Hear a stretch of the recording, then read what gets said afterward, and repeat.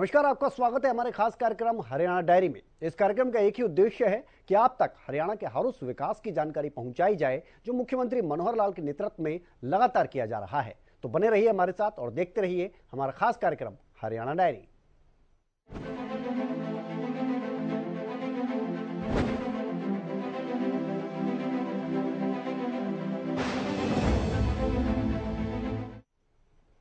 तो चंडीगढ़ में हरियाणा के मुख्यमंत्री मनोहर लाल ने प्रेस कॉन्फ्रेंस की। इस दौरान उन्होंने कई विषयों पर चर्चा की। इस मौके पर शहरी स्थानीय निकाय मंत्री doctor Kamal Gupta, chief principal secretary R K Khullar समेत कई अधिकारी मौजूद रहे।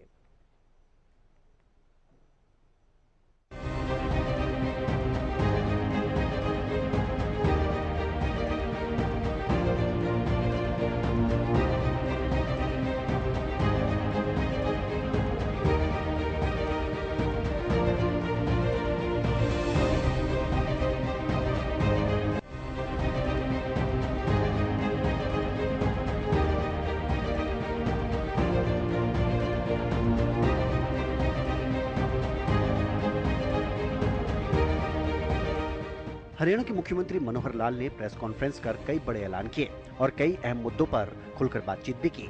इस दौरान उन्होंने बताया कि फ्लैट्स को अलॉट करने के लिए कई पॉलिसी तैयार हो चुकी हैं। जिनकी आय 1,80,000 से कम है उन्हें फ्लैट्स दिए जाएंगे। प्रॉपर्टी टैक्स पर पेनल्टी को माफ करने की भी मुख्यमंत्री मनोहर लाल ने घोषणा की। सीएम ने 15% छूट देने का ऐलान किया। आय 1,80,000 रुपए से कम है और शहरी एरिया में उनको या तो प्लॉट चाहिए या फ्लैट चाहिए। प्लॉट 1 मरले का है जिसकी कीमत लगभग 1 लाख रुपया रखी गई है और फ्लैट जो है वो 450 स्क्वायर फीट का है जिसकी कीमत 6 से 8 lakh depending upon the city. कुछ शहरों में थोड़ा महंगा जाएगा, कुछ शहरों में थोड़ा सस्ता जाएगा, तो इस हिसाब से करेंगे। और व्यवस्था ये है कि जितना पैसा वो स्वयं अपने पास से इस वर्ष में जमा करा पाएंगे वो तो कैश जमा कराएंगे, शेष व्यवस्था बैंकों से लोन लेकर के भी उनको दी जाएगी।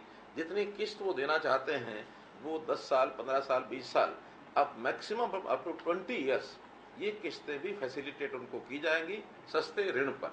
लेकिन फाइनल जो पॉलिसी है ये जब पोर्टल पर सब जानकारियां आ जाएंगी, कितने लोग किस शहर में उनको आवश्यकता है, फिर उसकी हमारे पास कहाँ कहाँ जमीन उपलब्ध है, तो पहले चरण में ये पॉलिसी सारी हम अगले महीने 1 नवंबर के आसपास ये बना करके दोबारा से फ्लोट करेंगे। जब फ्लोट करेंगे तो फाइनली बुकिंग उस समय कराएंगे। अभी केवल उनसे ऑप्शन ली जा रही है कि किन को ऐसे मकान चाहिए। अभी तक पिछले सालों में देखा है हमारे डिपार्टमेंट ऐसे गरीब लोगों के लिए मकान बना देते हैं, खास करके हाउसिंग बोर्ड के बहुत से ऐसे फ्लैट बने, पॉलिसी पहले दी नहीं, पहले बुकिंग नहीं हुई। हमने एक वर्ग तय करके कि उनको हम आइडेंटिफाई करेंगे, फिर उनको अलॉट करेंगे और बहुत ऐसे सरकारी बहुत से प्रावधान ऐसे बने रहे कि 10-10 साल से भी वो फ्लैट बन के तैयार हो जाते हैं, उनको अलॉट नहीं हो पाते हैं। मुझे लगता है कि आज भी लगभग 9 से 10 हज़ार फ्लैट्स ऐसे हैं जो बन करके खड़े हैं और अलॉट नहीं हो पा रहे हैं। उनकी भी एक प्लानिंग बना करके ताकि उनको जिस भी तरीके से लोग स्वीकार करना चाहेंगे उनको दे सकेंगे, ऐसे 10,000 फ्लैट वो भी देंगे। तो इस प्रकार की एक जानकारी आपको देनी थी।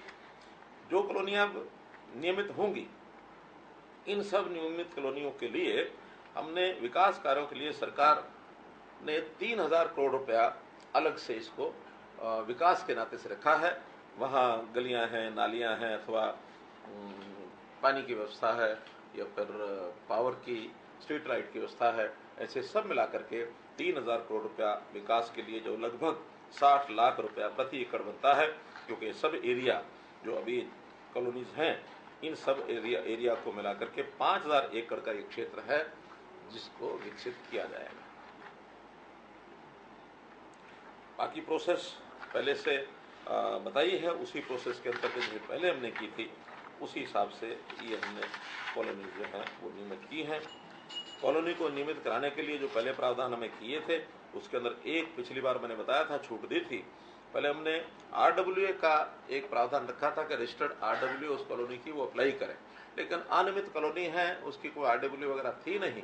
तो बाद में हमने निर्णय लिया था कि उस कॉलोनी के कोई 5 लोग मिल करके और उसमें अप्लाई कर दें। नियमित होने के बाद फिर उस RWA को विधिवत वहाँ रजिस्टर करा लेंगे तो उस कॉलोनी में समाधान जो है इनका किया जा सकता है। इन सब कॉलोनियों में क्योंकि पहले से प्लान्ड नहीं है, तो सामान्यतया तो ऐसी आवासीय कॉलोनियों में वाणिज्यिक एरिया, कमर्शियल एरिया 4% तक रखा जाता है।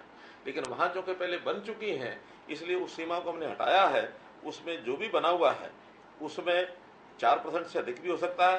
लेकिन विशेष तौर पर वहां अगर मॉल बने हैं, मल्टीप्लेक्स बने हैं, होटल बने हैं, बैंक्वेट हॉल बने हैं, तो उसके विशेष प्रावधान बने हुए हैं।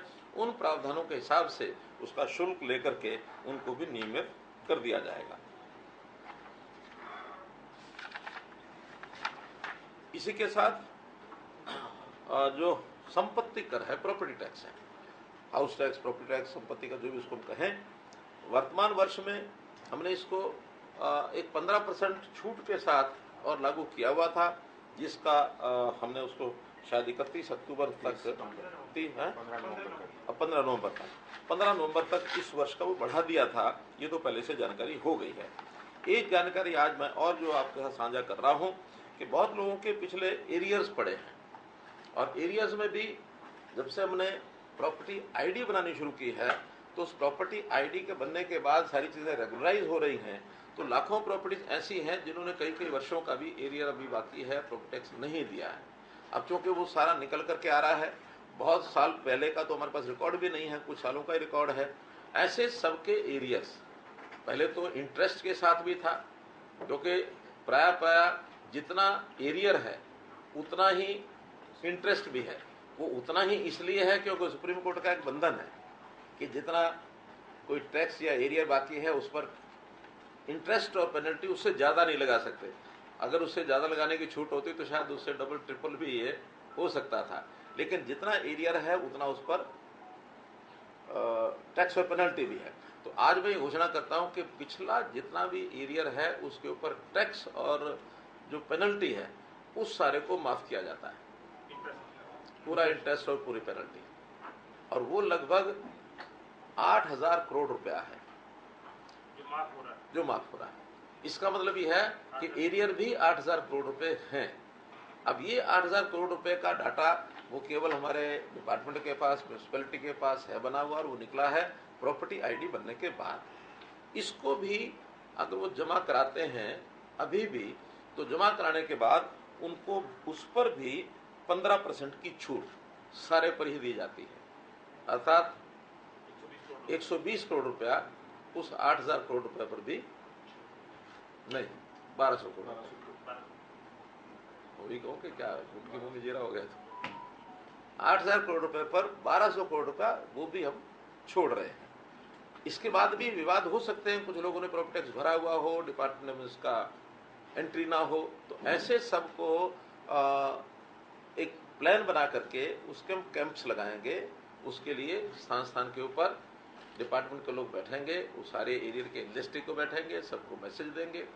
जिनके फ़ोन नंबर्स हैं उनको फ़ोन पर देंगे, जिनके फ़ोन नंबर्स नहीं हैं उनको उनके रेजिडेंस एड्रेस पर लिख करके भेजेंगे, ताकि एक रूटीन बना करके डेली कितने लोग उन्होंने वहाँ करने हैं, तो एक जितना समय उस शहर के अंदर इन सबको हियरिंग देने के लिए लगेगा उसको हियरिंग देंगे, ताकि हम चाहते हैं विवादों का समाधान, जैसे हमने कार्यक्रम चलाया था कि पिछले विवाद जितने ज़्यादा समाधान किया जा सके उतना लोगों को भी राहत मिलेगी, डिपार्टमेंट का भी सारा रिकॉर्ड जो है वो क्लीन अप होगा। आज तो पैसा आना कि नहीं आना है, लेकिन इस पिछले बोझ जो है एरियर का बोझ, इसको उठाते उठाते भी कई सैकड़ों लोग उसमें दबे पड़े हैं। तो इसलिए कम से कम वो राहत मिलेगी, और हम चाहते हैं कि जनता को राहत दे करके हम ज्यादा समाधान की ओर आगे बढ़ें। एक ये योजना आपके सामने मैंने रखी थी। मुख्यमंत्री मनोहर लाल ने किसानों को राहत देते हुए कहा कि अगर किसी किसान के खेत में डिस्ट्रीब्यूशन ट्रांसफार्मर की चोरी होती है तो वो थाने में अपनी रिपोर्ट दर्ज करा सकेगा। डीजीपी शत्रुजीत कपूर की ओर से प्रदेश के सभी एडीजीपी, पुलिस आयुक्तों, पुलिस अधीक्षकों और रेंज अधिकारियों को इसके लिए ऑर्डर जारी कर दिए गए हैं। एक चीज और उसमें नई जोड़ रहे हैं, वो ये शिकायत किसानों की एक होती थी ट्रांसफार्मर चोरी हो गया। सामान्यतया जब ये इसमें होता था क्या तांबा, कॉपर जब वायर्स उसमें ट्रांसफार्मर में होते तो बहुत शिकायतें थी। लेकिन जब से वो चेंज करके उसको एल्यूमिनियम की या किसी की आती है, एल्यूमिनियम की वायर आती है, तो शायद वो शिकायतें तो कम हुई हैं। क्योंकि उतना मटेरियल उसमें से चोरी करने के बाद मिलता नहीं है। फिर भी शिकायतें भी हैं। शिकायत किसान जो चोरी होती थी तो उसका काम रुकता था, पुलिस स्टेशन में जाकर वो कहता था इसकी शिकायत लिखो। पुलिस स्टेशन कहता था ये प्रॉपर्टी तो आपकी नहीं है, ये प्रॉपर्टी किसकी है, पावर डिपार्टमेंट की है। तो पावर डिपार्टमेंट आकर के शिकायत करे। पावर डिपार्टमेंट वालों को चिंता नहीं कि शिकायत करे तो ना करे, उनकी कोई जाता थोड़ी है कुछ, या तो किसान का गया जो गया। अब हमने अल्टीमेटली किसान को ये राइट दे दिया है कि किसान की शिकायत के ऊपर पुलिस एफआईआर करेगी, चाहे पावर डिपार्टमेंट सो भी जाए तो भी अगर चोरी हो गई है तो वो शिकायत करेंगे। और शिकायत करने के बाद भी नया कनेक्शन, उसमें नया कनेक्शन पहले 50% पैसा जमा करा के लेना पड़ता था, 6 साल हो जाए तो 20% से कराना पड़ता था, 20% पैसा दे करके वो नया कनेक्शन लेते थे। अब उसने 50% कर दिया है कि 50 की जगह केवल 25% पैसा जमा करा करके नया कनेक्शन, नया ट्रांसफार्मर रखा सकता है। और 6 साल अगर हो गए होंगे तो 10% पैसा जमा करा करके वो नया ट्रांसफार्मर रखा सकता है। और बाद में चोरी पकड़े जाने के बाद अगर वो ट्रांसफार्मर मिल जाता है तो ये पैसा उसका वापस हो जाएगा। तो ये एक सुविधा ऐसे किसानों को जहां के ट्रांसफार्मर चोरी होते हैं उनके लिए ये सब किया है। चीन में हो रहे एशियन गेम्स में हरियाणा के खिलाड़ियों के बेहतर प्रदर्शन पर मुख्यमंत्री मनोहर लाल ने कहा कि अब तक भारत ने 83 मेडल जीते हैं, जिनमें से 22 मेडल हरियाणा के खिलाड़ियों ने जीते हैं। हरियाणा ने 8 गोल्ड, 3 सिल्वर और 11 ब्रॉन्ज मेडल जीते हैं। वहीं मुख्यमंत्री ने बताया कि एशियन गेम्स में देश में कुल 655 खिलाड़ी हिस्सा ले रहे हैं, जिनमें से 86 खिलाड़ी हरियाणा के हैं। उन्होंने बताया कि गोल्ड लेने वाले खिलाड़ियों को हरियाणा सरकार की ओर से 3 करोड़ रुपए दिया जाएंगे। साथ ही इसी तरह से अन्य खिलाड़ियों को भी सम्मान दिया जाएगा। चीन के हांगझाऊ में जो एशियाई खेल हो रहे हैं उसमें इस समय तक कुल देश की जो मेडल टैली है वो 83, इंडिविजुअल 47 और टीम के 36 हैं, जिसमें 20 गोल्ड हैं, 31 सिल्वर हैं, 32 ब्रॉन्ज हैं, ऐसी 83 हैं।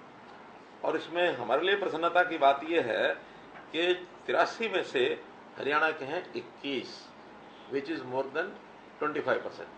84 होते तो 21, 83 में 21, तो it is more than that. जिसमें 7 गोल्ड हैं, अगेन ये 1/3 हैं, 3 सिल्वर हैं, 11 ब्रॉन्ज हैं।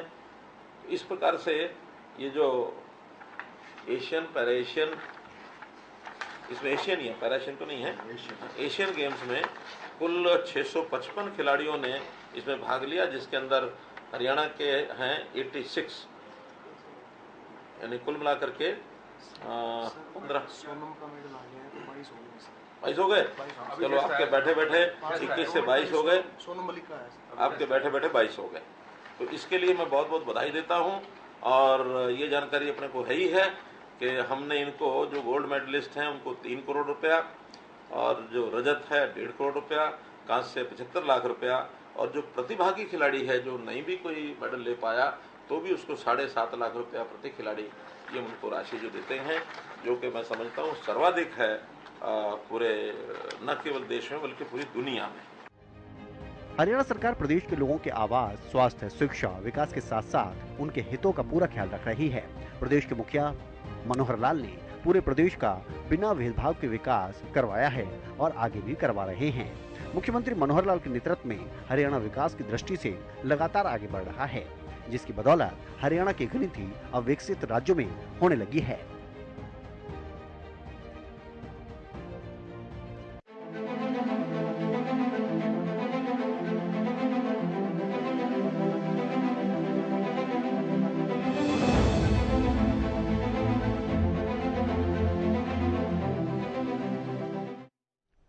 हरियाणा के मुख्यमंत्री मनोहर लाल ने इस प्रेस कॉन्फ्रेंस में जो भी लोग अवैध कॉलोनियों में रह रहे हैं उनको भी एक बड़ी सौगात दी है, और इससे पहले भी वो सौगात दे चुके हैं। प्रदेश की आपको बता दें बहुत सी ऐसी कॉलोनी है, खासतौर पर अभी की अगर आप बात करेंगे तो 303 अवैध कॉलोनियों को वैध करने की घोषणा मुख्यमंत्री मनोहर लाल की तरफ से की गई है।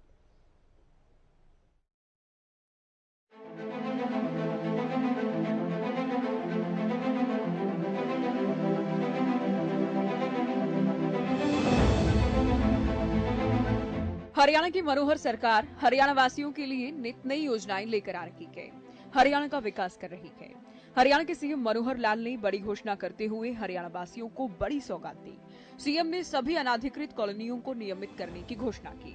उन्होंने कहा कि ऐसी कॉलोनियों का रजिस्ट्रेशन करके परिस्थितियों के हिसाब से सभी को नियमित किया जाएगा, जिनमें 193 अर्बन लोकल बॉडीज और 110 टाउन कंट्री प्लानिंग की गई। कुल मिलाकर 303 अवैध कॉलोनियों को सीएम ने वैध करने का ऐलान किया है। आज इस वर्ष में ही तीसरी बार कुछ ऐसी कॉलोनीज जो अभी तक अनऑथराइज्ड कॉलोनीज कही जाती हैं उसकी मैं घोषणा कर रहा हूँ। इसमें विशेष बात यह है कि इस वर्ष से पहले तक तो केवल अर्बन लोकल बॉडीज वही इन सब कॉलोनीज का पता करते थे, योजना बना करके घोषणा करते थे कि ये कॉलोनी नियमित अनियमित कैसी रहेगी। लेकिन इस वर्ष में हमने पहली बार इसमें टाउन कंट्री प्लानिंग डिपार्टमेंट को भी जोड़ा है कि जो कॉलोनीज अर्बन जो एरिया है उस अर्बन एरिया से बाहर बनती हैं, और खास करके जो हमारा कंट्रोल्ड एरिया है, अर्बन एरिया से बाहर कंट्रोल्ड एरिया में भी कई बार वो कॉलोनीज बन जाती हैं। लोग प्लॉट खरीदते हैं, ज़मीन खरीदते हैं, प्लॉट बनाते हैं, उनको मकान बन जाते हैं। उसका कंट्रोल पहले उतना ज़्यादा बन नहीं पाता था, तो अंतोगत विचार यही किया कि अभी एक बार जितने भी ऐसी कॉलोनीज बन गई हैं उन सब का रजिस्ट्रेशन करके और वहाँ जो परिस्थितियाँ हैं उसके हिसाब से और उनको सबको नियमित किया जाए। अर्बन एरिया है उसके अंदर यूएलबी, और जो अर्बन एरिया के बाहर कंट्रोल्ड एरिया है उसमें टाउन कंट्री प्लानिंग। तो इस प्रकार 2014 से 2022 उसमें तो हमने 685 कॉलोनीज केवल अर्बन लोकल बॉडीज के लिए ही की थी। फिर पहली बार 17 अगस्त को हमने कॉलोनी जो घोषणा की थी 211 उसमें नगर पालिका की थी, 238 टाउन कंट्री प्लानिंग की थी, तो 449 कॉलोनीज ही हमने उस समय घोषणा की थी। आज उसके बाद उसी कड़ी में अगली जो घोषणा मैं कर रहा हूँ उसमें 193 कॉलोनी तो अर्बन लोकल बॉडीज की और 110 कॉलोनी टाउन कंट्री प्लानिंग की। ऐसे कुल मिलाकर के 303 कॉलोनी आज जो है इनको घोषणा मैं कर रहा हूँ। 14 जिले जिसमें 21 नगर पालिकाएं ये सब हैं, 21 नहीं 39 नगर पालिकाएं ये हैं। तो ऐसे ये सब जगह पर आज कार्यक्रम भी हो रहे हैं और वहाँ इनकी जानकारियाँ सबको, चाहे वो टाउन कंट्री प्लानिंग की हैं चाहे वो अर्बन लोकल बॉडीज की हैं, उन सब कॉलोनीज की जानकारी वहाँ सबको मिल रही है। वहाँ हमारे प्रोमिनेंट सब लोग हैं। मैं यहाँ के आपके माध्यम से वहाँ पर एकत्रित सभी ऐसे लोग जो कॉलोनी के बाशिंदे हैं उनको विशेष तौर पर बधाई देता हूँ। अन्य जो लोग जुड़े हैं उन सबको भी इस अवसर पर बहुत बहुत शुभकामना और बधाई देता हूँ। साथ ही मैं बधाई देता हूँ हमारे अर्बन लोकल बॉडीज़ के मिनिस्टर डॉक्टर कमल गुप्ता जी को, क्योंकि इनकी देखरेख में ही अर्बन लोकल बॉडीज़ का यह सारा काम चल रहा है। यद्यपि टाउन कंट्री प्लानिंग डिपार्टमेंट जो है मेरे स्वयं के पास है, तो इसलिए मिल करके हम ये कॉलोनीज को आगे बढ़ा रहे हैं। सीएम ने कहा कि उनकी सरकार का लक्ष्य है 31 जनवरी 2024 तक बाकी बची 1560 को भी नियमित किया जाए। सीएम ने कहा पुरानी अवैध कॉलोनियों को वैध करने के साथ ही हमने प्रावधान किया है जिसके तहत भविष्य में कोई भी अवैध कॉलोनी नहीं बनने दी जाएगी। कोई भी रिजर्वेशन कॉलोनी बिना प्लानिंग के नहीं बनेगी। हरियाणा सरकार का प्रयास है हरियाणा वासियों को प्लान तरीके से मकान मिले। साथ ही मनोहर सरकार गरीबों को पक्का घर देने के लिए भी प्रयासरत है, जिसके लिए सरकार अफोर्डेबल प्लॉट और फ्लैट्स भी लेकर आ रही है। इसी के साथ एक जानकारी और कि अभी भी जो हमने पोर्टल पर जितनी जानकारियां ली थी उसमें 1507 कॉलोनीज अभी भी शेष हैं, जिसमें 936 अर्बन एरिया की हैं और 571 ये जो कंट्रोल एरिया है उसकी है। तो ऐसे 1507 कॉलोनीज और हैं जो हमारा संकल्प है कि 31 जनवरी 2024 तक ये सब भी नियमित कर दी जाएंगी।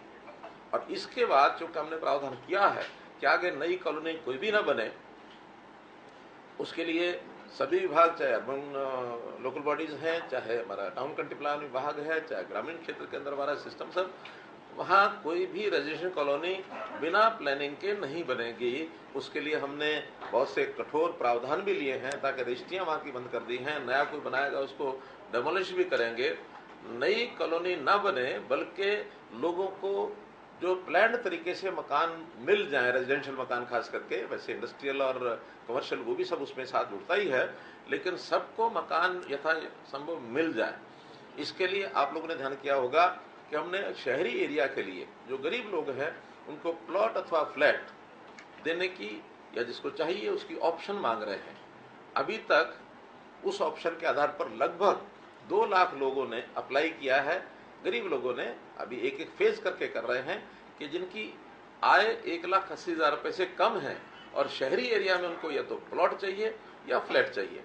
प्लॉट 1 मरले का है जिसकी कीमत लगभग 1 लाख रुपया रखी गई है, और फ्लैट जो है वो 450 स्क्वायर फीट का है जिसकी कीमत 6 से 8 lakh depending upon the city. कुछ शहरों में थोड़ा महंगा जाएगा, कुछ शहरों में थोड़ा सस्ता जाएगा, तो इस हिसाब से करेंगे। और व्यवस्था ये है कि जितना पैसा वो स्वयं अपने पास से इस वर्ष में जमा करा पाएंगे वो तो कैश जमा कराएंगे, शेष व्यवस्था बैंकों से लोन लेकर के भी उनको दी जाएगी। जितनी किस्त वो देना चाहते हैं वो 10 साल, 15 साल, 20 साल, अब मैक्सिमम अप टू 20 ईयर्स ये किस्तें भी फैसिलिटेट उनको की जाएंगी सस्ते ऋण पर। लेकिन फाइनल जो पॉलिसी है ये जब पोर्टल पर सब जानकारियां आ जाएंगी, कितने लोग किस शहर में उनको आवश्यकता है, फिर उसकी हमारे पास कहाँ कहाँ जमीन उपलब्ध है, तो पहले चरण में ये पॉलिसी सारी हम अगले महीने 1 नवंबर के आसपास ये बना करके दोबारा से फ्लोट करेंगे। जब फ्लोट करेंगे तो फाइनली बुकिंग उस समय कराएंगे। अभी केवल उनसे ऑप्शन ली जा रही है कि किन को ऐसे मकान चाहिए। अभी तक पिछले सालों में देखा है हमारे डिपार्टमेंट ऐसे गरीब लोगों के लिए मकान बना देते हैं, खास करके हाउसिंग बोर्ड के बहुत से ऐसे फ्लैट बने, पॉलिसी पहले दी नहीं, पहले बुकिंग नहीं हुई, हमने एक वर्ग तय करके कि उनको हम आइडेंटिफाई करेंगे, फिर उनको अलॉट करेंगे, और बहुत ऐसे सरकारी बहुत से प्रावधान ऐसे बने रहे कि 10-10 साल से भी वो फ्लैट बन के तैयार हो जाते हैं, उनको अलॉट नहीं हो पाते हैं। मुझे लगता है कि आज भी लगभग 9 से 10 हज़ार फ्लैट्स ऐसे हैं जो बन करके खड़े हैं और अलॉट नहीं हो पा रहे हैं। उनकी भी एक प्लानिंग बना करके ताकि उनको जिस भी तरीके से लोग स्वीकार करना चाहेंगे उनको दे सकेंगे, ऐसे 10,000 फ्लैट वो भी देंगे। तो इस प्रकार की एक जानकारी आपको देनी थी। जो कॉलोनियाँ नियमित होंगी, इन सब नियमित कॉलोनियों के लिए हमने विकास कार्यों के लिए सरकार ने 3,000 करोड़ रुपया अलग से इसको विकास के नाते से रखा है। वहाँ गलियाँ हैं, नालियाँ हैं, अथवा पानी की व्यवस्था है या फिर पावर की, स्ट्रीट लाइट की व्यवस्था है, ऐसे सब मिला करके 3,000 करोड़ रुपया विकास के लिए, जो लगभग 60 लाख रुपया प्रति एकड़ बनता है। क्योंकि सब एरिया जो अभी कॉलोनीज हैं, इन सब एरिया को मिला करके 5,000 एकड़ का एक क्षेत्र है जिसको विकसित किया जाएगा। बाकी प्रोसेस पहले से बताई है, उसी प्रोसेस के अंतर्गत जो पहले हमने की थी उसी हिसाब से ये हमने कॉलोनी जो है वो नियमित की है। कॉलोनी को नियमित कराने के लिए जो पहले प्रावधान हमें किए थे उसके अंदर एक पिछली बार मैंने बताया था, छूट दी थी। पहले हमने RWA का एक प्रावधान रखा था कि रजिस्टर्ड RWA उस कॉलोनी की वो अप्लाई करें, लेकिन अनियमित कॉलोनी है, उसकी कोई RWA वगैरह थी नहीं, तो बाद में हमने निर्णय लिया था कि उस कॉलोनी के कोई 5 लोग मिल करके और उसमें अप्लाई कर दें। नियमित होने के बाद फिर उस RWA को विधिवत वहाँ रजिस्टर करा लेंगे तो उस कॉलोनी में समाधान जो है इनका किया जा सकता है। इन सब कॉलोनियों में क्योंकि पहले से प्लान्ड नहीं है तो सामान्यतया तो ऐसी आवासीय कॉलोनियों में वाणिज्यिक एरिया, कमर्शियल एरिया 4% तक रखा जाता है, लेकिन वहाँ जो कि पहले बन चुकी हैं इसलिए उस सीमा को हमने हटाया है। उसमें जो भी बना हुआ है उसमें 4% से अधिक भी हो सकता है, लेकिन विशेष तौर पर वहाँ अगर मॉल बने हैं, मल्टीप्लेक्स बने हैं, होटल बने हैं, बैंक्वेट हॉल बने हैं तो उसके विशेष प्रावधान बने हुए हैं। उन प्रावधानों के हिसाब से उसका शुल्क लेकर के उनको भी नियमित कर दिया जाएगा। हरियाणा सरकार का प्रयास है हरियाणा के हर परिवार के पास उनका अपना घर हो, जिसके लिए सीएम मनोहर लाल की ओर से लगातार प्रयास किए जा रहे हैं। साथ ही हरियाणा सरकार का लक्ष्य है भविष्य में हरियाणा वासियों को प्लान तरीके से ही मकान मिले।